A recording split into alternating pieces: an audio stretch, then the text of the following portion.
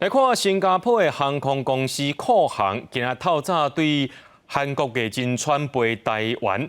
这班就是 TR897的这个航班呢，飞行机要起来时阵，发现讲因的电压压力异常，一直到桃园机场起来了后，才发现讲机片下骹2粒电压倒边迄粒已经落去，规个连坑拢拍无去啊！即马晓得咧桃园机场等零件来才当处理。交通部长王国才表示讲，包含着民航局甲相关单位，拢会照程序来进行调查。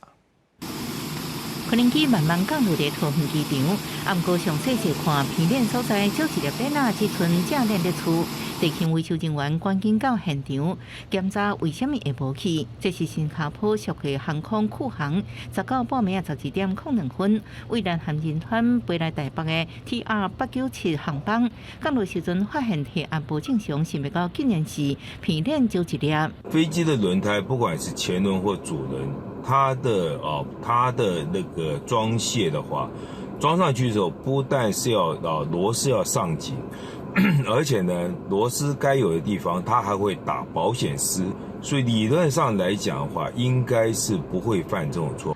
立法会认为，咱那落去甲飞行员无关系，主要是地勤人员维修问题较大，而且飞行机的速度是汽车5到6倍以上，不管是前链或者是主链落去，危险性拢真悬。是不是因为属的航空票价较低，间接造成地勤维修人员工作量超过负担，这维修疏失，管理阶层也是爱检讨。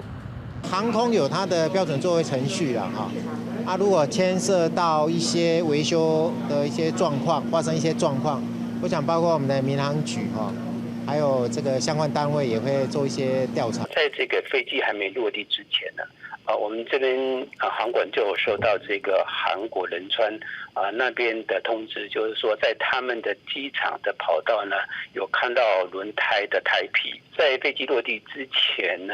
这个机长呢，并没有说需要特别的帮助，但是我们淘机还是有准备。那后来这架飞机是平安落地。那目前的情况呢，事故发生国是属于是韩国。如果他需要我们帮助，那我们就会提供相关的协助。因为规组金属块落去，还搁等零件来维修。酷航表示，已经为旅客安排大或者是退钱。19透早点半飞去新加坡的航班取消了后，该由 TR897D 替代航班来飞，搁伫暗时8:45出发。记者综合报道。